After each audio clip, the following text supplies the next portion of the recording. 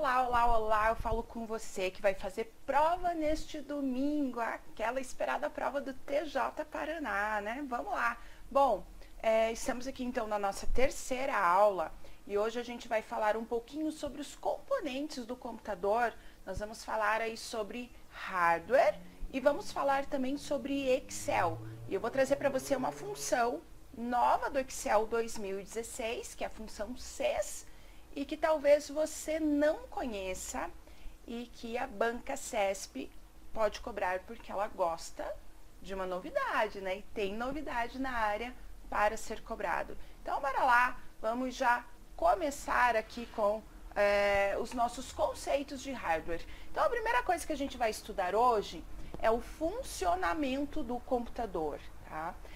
Quando a gente estuda o funcionamento do computador, daqui a gente já consegue, responder um mundão de questões que caem em prova, tá? Muita coisa pode ser perguntada daquilo que eu vou explicar para você agora. E olha, uma explicação rápida. Bom, olha só, aqui nós temos o que nós chamamos de diagrama de von Neumann, que CESP inclusive já cobrou, né? O que é o diagrama de von Neumann? Von Neumann, para começar, ele era um matemático e ele desenvolveu esse diagrama, ou seja, essa teoria, né? Qual é o hardware básico para o computador funcionar? Então, aqui nós temos o hardware básico para o computador funcionar. E então nós temos o diagrama de von Neumann e pode estar na sua prova, a CESP já cobrou isso, já. Qual é, segundo von Neumann, qual é o hardware básico para o computador funcionar? Qual é ele? Quais são eles? Então, nós temos aqui o processador, claro, né? CPU, processador. Nós temos aqui a memória RAM, que também pode ser chamada de memória principal. Eu já vou falar para você sobre isso. Nós temos aqui os periféricos de entrada. Então, o que são periféricos? Pode estar na sua prova periféricos, dispositivos, né? Hardwares.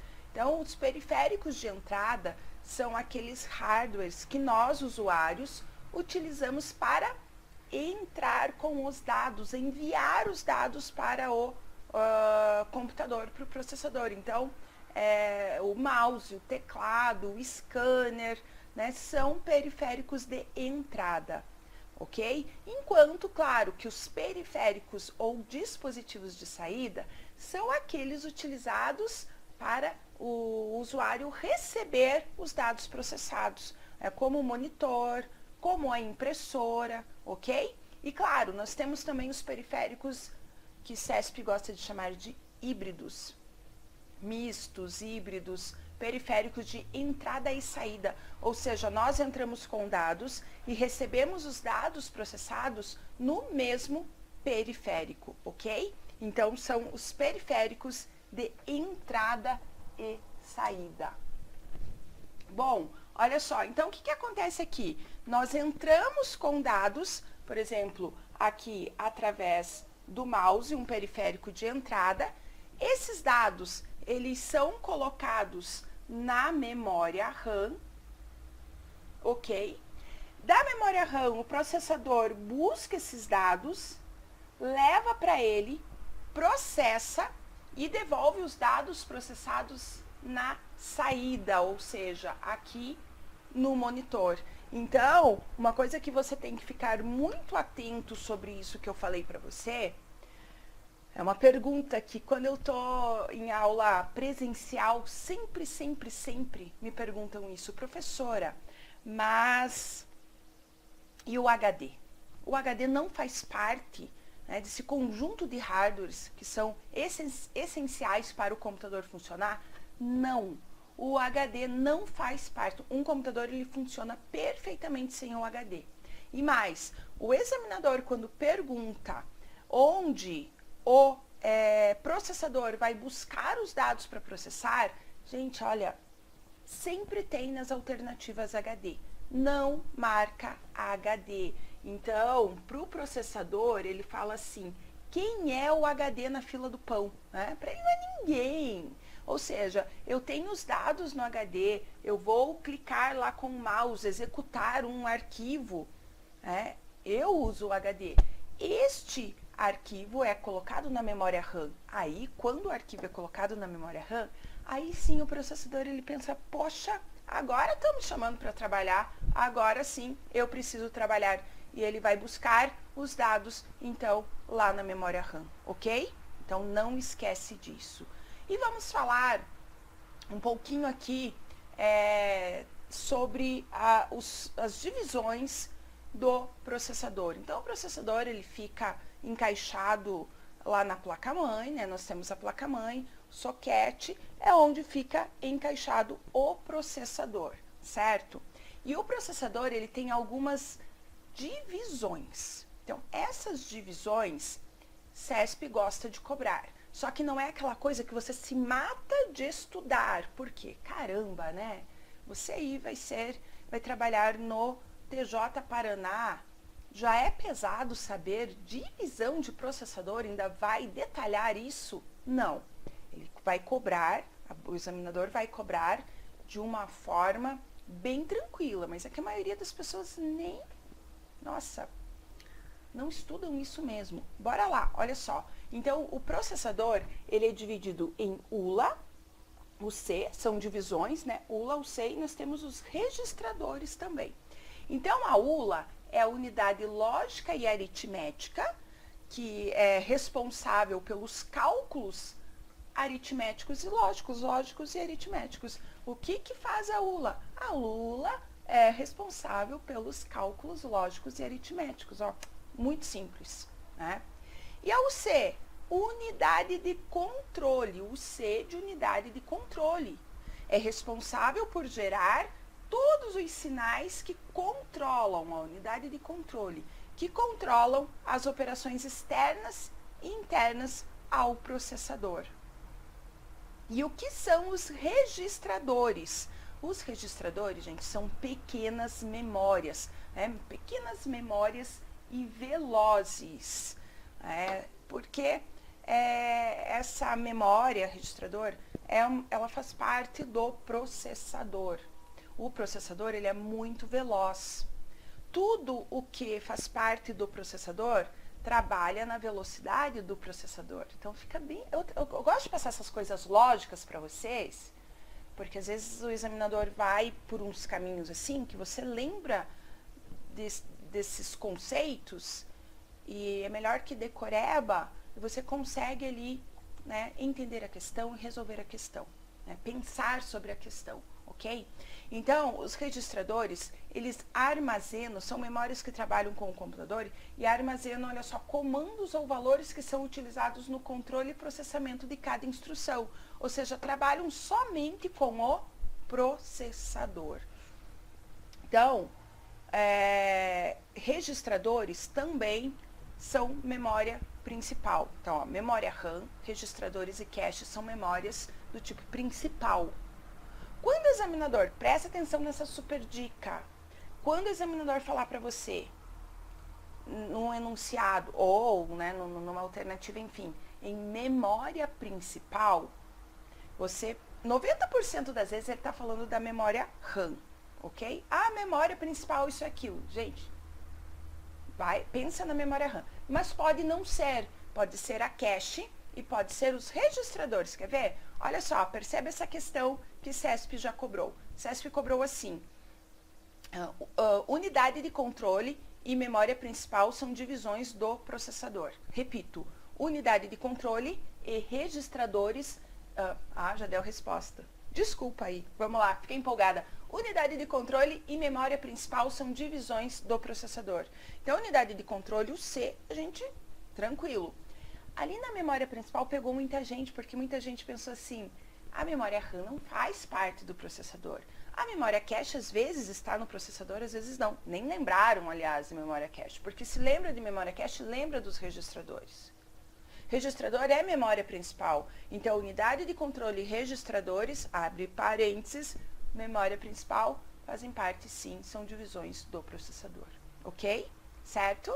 Então, é muito bom isso para a gente pensar.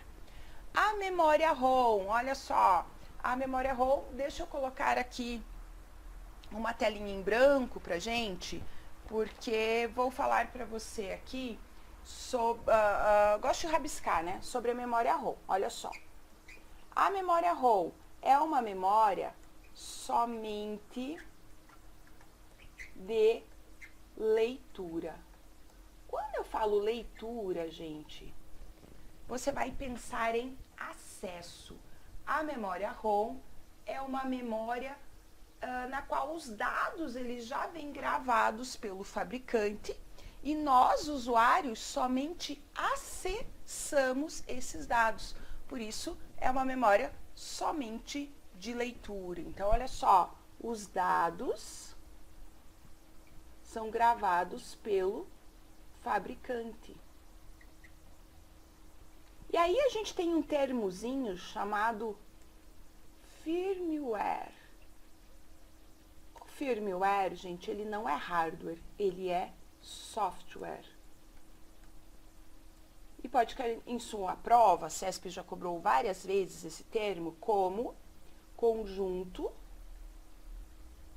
de instruções. Conjunto de instruções é o conceito de software. Então, o firmware é um conjunto de instruções que está gravado num chip de ROM. Como, por exemplo, a maior parte dos eletrônicos que fazem parte da nossa vida. O micro-ondas tem lá o botão pipoca. 2 minutos e 40, esse botão preciosíssimo na nossa vida, né? 2 minutos e 40, determinada temperatura. Essas são as instruções do botão pipoca. Ele é um firmware. Ele tem instruções, né? O micro-ondas, gravados num chip de memória ROM. Então, esses dados, eles já vêm gravados pelo fabricante. Nós não queremos nem gravar por cima, nem apagar. Não é possível que a gente faça isso. Ainda bem. Já pensou se a gente detona, apaga o botão pipoca, as instruções? Nem pensar, né? Não podemos. A inicialização do nosso smartphone é um firmware. Então, nós temos aí vários exemplos no nosso dia a dia. Outro exemplo que a gente tem de memória ROM, olha só aqui, CD-ROM. Então, aqui fica bem claro, não é o CD-RW, aquele que você grava, ele tem diferença. É o CD-ROM. E que quem já teve aula comigo presencial, online também, já viu eu falando, né? Do amigo secreto, que você está lá nomeado no TJ Paraná, aí tem um amigo secreto, rola amigo secreto, que delícia, imagina você lá no amigo secreto do TJ Paraná. Só que aí, né, você ganha um CD-ROM de presente e de alguém que você não gosta. Eu, por exemplo, eu não curtiria ganhar um CD, olha só, um CD do Latino. Eu ganhei, gente, aí eu dou esse exemplo aqui, e eu ganhei esses CDs esse ano de aniversário, esse ano não, ano passado, esse ano eu nem fiz aniversário ainda, a gente tem no presencial aqui, no meu curso, que é junto com o curso Preparação Avançada, a gente tem ali uma turma do TJ que começou em maio do ano passado. Então, nós estamos em setembro.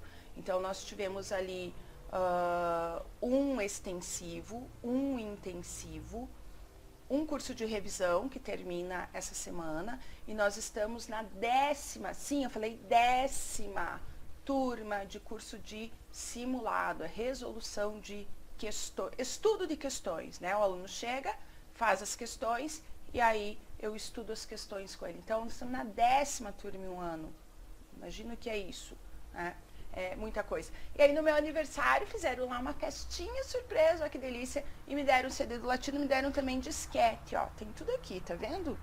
Então, meus aluninhos ali do presencial, e que essas aulas também vão para o online, lá no meu site, katiaquadros.com.br. Pronto, já fiz um marketingzinho aqui, que nem estava no script de fazer isso. Mas para você conhecer, inclusive, acessa lá, onde tem materiais gratuitos no linkzinho, katiaquadros.com.br, materiais gratuitos Lá tem um monte de atalho do Word, do Writer, de navegadores, tem um monte de coisa lá. Tem um monte de coisa lá para você poder estudar e tem resumos, tem resumo de tudo lá. Dá uma olhadinha lá, ok? Mas voltando aqui, então quando eu falo de CD-ROM, né, os dados, as músicas já vêm gravadas pelo fabricante, certo? E a gente só acessa. Então, aí quando eu pergunto assim, a memória ROM, ela é volátil? A memória ROM é uma memória não volátil. O que é uma memória não volátil, professora? Memória não volátil é aquela que mesmo sem eletricidade eu não perco os dados gravados nela. Não perco o que está gravado nesta memória. E assim, a memória ROM, imagina você tirar da tomada o micro-ondas e você perder os dados do botão pipoca. Mas aí com o CDzinho, não adianta fazer isso, né? Você não vai perder as músicas, não vai desgravar, não adianta. Você pode guardar para o próximo amigo secreto e, né, falar, olha, comprei um presente especial para você, enfim. Bom, lembra lá do CD-ROM, os dados vêm gravados pelo fabricante, somente de acesso, leitura e memória não volátil. Lembra disso, do latino na tua prova, você não vai errar, ok? Bom, e aqui tem então nesse material, quem quiser esse material pede aí no meu e-mail, kquadros@gmail.com. E aqui a memória RAM. Então, a memória RAM, como eu falei, ela faz parte do diagrama de von Neumann. É uma memória principal. E quais são, então, as características aqui da memória RAM? Olha só, a memória RAM é uma memória de escrita e leitura, ou seja, os dados são colocados na memória RAM quando a gente executa o arquivo e nós acessamos esses dados, né? Então, escrita e leitura é uma memória de acesso aleatório. Não é acesso sequencial, é acesso aleatório. E é uma memória volátil ou não volátil? Isso, é uma memória volátil, ou seja, mesmo sem energia elétrica, perde-se, quando não tem energia elétrica, perde-se todos os dados, né? Não tem energia elétrica, perco todos os dados. Isso é uma memória volátil. Acabou a bateria do notebook, perco os dados que estão na memória RAM. Desligo o computador, perco os dados que estão na memória RAM, ok? E ela tem uma capacidade de armazenamento, que pode ser lá, então, 4 GB, 8 GB, ou seja, é númerozinho, olha só, númerozinho gigabyte, porque se eu tiver lá 500 GB, eu tenho a capacidade de um HD, ok?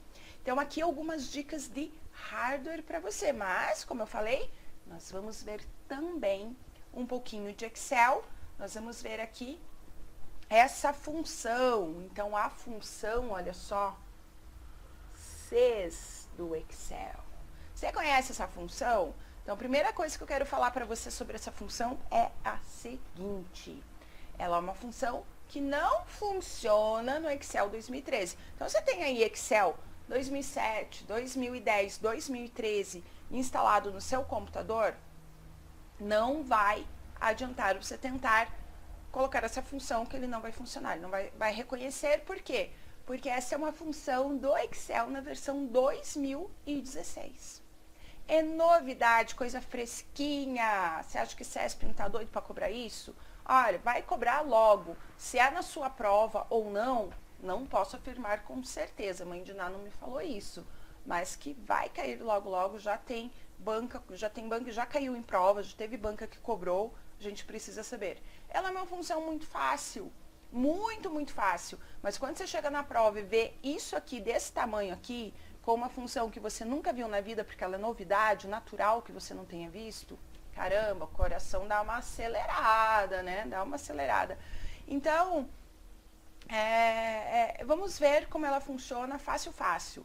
Quem já estudou a função C, vai ficar mais fácil. Quem já estudou o C aninhado, que são vários C, não é Cs, vários C dentro da mesma fórmula, né? Então, essa função Cs, ela é uma opção à função C aninhado, ok? É uma opção. Na prática, uma ou outra, usando uma ou outra vai dar ali, eu faço a mesma coisa, tenho o mesmo resultado, ok? Então, o que eu tenho aqui? Olha só, eu digitei vamos dizer assim, que eu digitei essa fórmula aqui nesta coluninha que não está aparecendo, que é a G, aqui nesta célula aqui. Então, ele vai me trazer este resultado, estará aqui. Eu digitei essa função porque eu quero saber, quando eu digito aqui em F2 o número 5, qual é o mês que equivale ao número 5. Isso que eu quero saber. E aí eu tenho aqui o que a gente chama de testes lógicos. Então, vamos entender a estrutura dos Cs. Aquilo que quando eu explico funções do Excel para vocês, eu sempre falo, olha dentro dos parênteses o ponto e vírgula. Cada ponto e vírgula está separando o que a gente chama de argumentos, ou seja, informações. O Excel, ele entende alguma coisa aqui, outra coisa aqui, outra coisa aqui, outra coisa aqui, ou seja, cada partezinha, o Excel, cada argumento, né, o Excel entende alguma coisa. Então, eu falo assim, vamos por partes, vamos fazer igual o Jack, ok? Entendendo cada partezinha, a gente resolve qualquer fórmula com função aí do Excel, certo? Então, vamos lá, olha só, o que eu tenho que entender aqui? Que aqui eu tenho um teste lógico, ou eu tenho uma condição. Se este teste for atendido, após o ponto e vírgula, eu tenho o que o Excel vai fazer. Ah, mas não atendeu esse teste, então é como se eu dividisse aqui e fosse para outra parte. Ou seja, aqui até esse ponto e vírgula, eu tenho novamente um teste lógico, uma condição, uma pergunta. F2 é igual a 2? Sim ou não? Né? Se sim, o Excel vai fazer o que está aqui. Né? Se sim, ele vai fazer o que está aqui. Se não, vai para outra parte, que adivinha. É separado por ponto e vírgula. E aqui, adivinha o que tem aqui? Isso mesmo, mais um teste, uma pergunta. F2 é igual a 3? Ponto e vírgula. Se sim, o que ele vai fazer? Vai colocar esse D4 como resposta. O conteúdo dessa aula D4. Se não, o que ele vai fazer? Isso mesmo, se não, aqui, se não, ele vai para o próximo teste lógico. Olha só a próxima partezinha, dividido por ponto e vírgula, que eu tenho aqui o quê? O teste ou pergunta, né? O testezinho ou pergunta. Depois do ponto e vírgula, eu tenho o quê? A resposta para o sim. E se não, o que ele vai fazer? Poxa, professora, ficou cansativo. Já sei. Pois é só isso. Você vê que é só comprido. Parece edital, né? Que não termina mais. Mas é repetitivo. Vamos resolver, então, essa funçãozinha aqui? Vamos lá. Deixa eu apagar, então, esses rabisquinhos aqui pra gente. E vamos rabiscar mais, né? Vamos resolver, então, aqui. Então, olha só. O que ele vai fazer aqui? Primeira coisa que eu vou fazer aqui, é a minha canetinha funcionar. Que ela não está funcionando aqui. Pera lá. Agora sim, vamos lá. Às vezes ela dá uma bugadinha, né? Vamos lá, bora lá, olha só. Então, beleza. O que eu vou fazer primeiro aqui? O primeiro teste lógico. Vamos lá. F2 é igual a 1? Eu vou lá em F2 eu tenho 5. 5 é igual a 1? Não. Então, o que eu faço? Vou para o próximo teste lógico. Esse D2 aqui é a resposta para o sim. Como não atendeu a condição, eu respondi essa pergunta F2 igual a 1, eu respondi com não, ele vai para o próximo teste lógico. F2, olha só, é igual a 2? É 5, então não. Então vai para o próximo teste lógico. F2 é igual a 3? Não, é 5. Vai para o próximo teste lógico. Não faço o que está aqui quando eu respondo com não. Quando eu respondo com não, eu vou para o próximo teste lógico. F2 é igual a 4? Não. Que cansativo. Vamos para o próximo. F2 é igual a 5? Aleluia! Sim! Se F2 é igual a 5, ele vai mostrar o que está aqui. Ele vai fazer o que está aqui. Pode ter ali uma soma. Aí você vai calcular a soma. Pode ter um texto entre aspas. Ele vai mostrar esse texto, porque texto dentro de fórmula no Excel sempre está dentro de aspas. No caso aqui é o conteúdo da célula D6. O que eu tenho em D6? Ó, coluna D, linha 6, eu tenho maio. Então, olha só, resultadinho aqui, é a mesma fórmula que está aqui, o resultado é maio. Professora, mas depois aqui, olha só, eu ainda tenho condições ali, ou seja, essa função, ela ainda não acabou, mas acabou.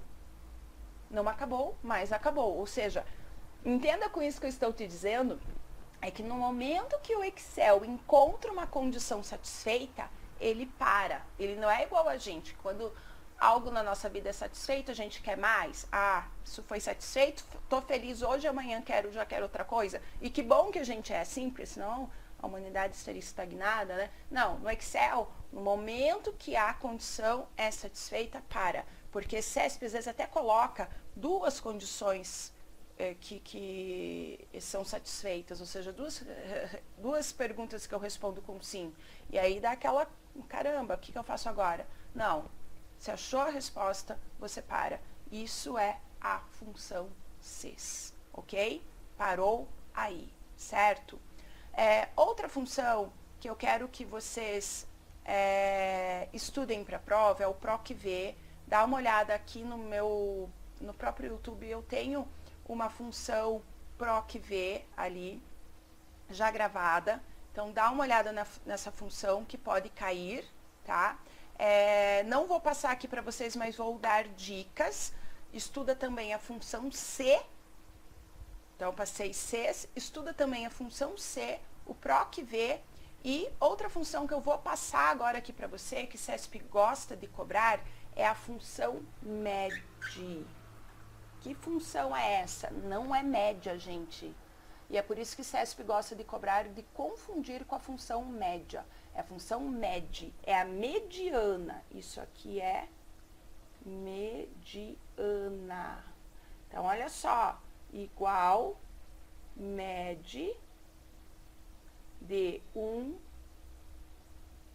2, 3, 4, 5. Então, é o valor central. Então, a mediana é aqui 3. Olha só, tenho 2 para cá, 2 para lá, valor central 3. Agora, igual MED, se eu tiver assim, 1, ponto e vírgula 2, 3, 4, 5, 6. Aqui eu tenho dois valores centrais, 3 e 4. Aí eu somo 3 mais 4 e divido por 2. A mediana é 3,5, ok? Então, essa é uma funçãozinha que quando o CESP cobra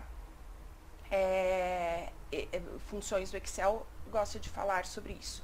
Mais dicas, essa função aqui, mais dicas de Excel, não vou passar aqui para vocês por causa do tempo, mas vou deixar a dica para você. Olha só, estuda lá na guia página inicial. Vou até mostrar aqui para você que eu tô com o Excel aqui. Vou só mostrar aqui para você. Olha só. Estuda aqui a guia página inicial, alinhamento, esse botãozinho aqui, quebrar texto automaticamente, esse botãozinho mesclar e centralizar, e no grupo número, esses botões aqui, porcentagem não precisa, bem difícil de cair. quando cai é cálculo, não o que é o botão. Aqui o formato de número de contabilização, separador de milhares, aumentar e diminuir casas decimais. Dá uma estudada nesses botões. Então, estou dando uma orientação do que CESP mais cobra. Aqui no grupo estilos, formatação condicional também. E aqui na guia dados, a guia dados, dá uma namorada nela. Nós temos aqui o classificar e o filtro, que também estão na guia página inicial, num botão só, olha só, que é o classificar e filtrar, mas são duas ferramentas, né? Fazem aqui o classificar e o filtro, mas é a mesma coisa do que está na guia página inicial. E dá uma olhadinha aqui em alguns botõezinhos, olha só para saber que estão na guia dados, validação de dados e aqui o atingir meta. Eu creio que se CESP cobra Excel estará dentro disso. Endereço absoluto e relativo, né, o cifrãozinho lá do endereço absoluto também é uma boa ideia dar uma revisada, ok? Então, esses são os assuntos. Se tivesse mais tempo, eu trazia tudo para vocês. Mas amanhã eu quero trazer também outros assuntos que estão aí no seu edital que podem cair. Mas dou uma orientação, você pode terminar essa aula e já dá uma olhadinha ali, abre o teu Excel e dá uma olhadinha nesses itenzinhos que eu falei para você, ok?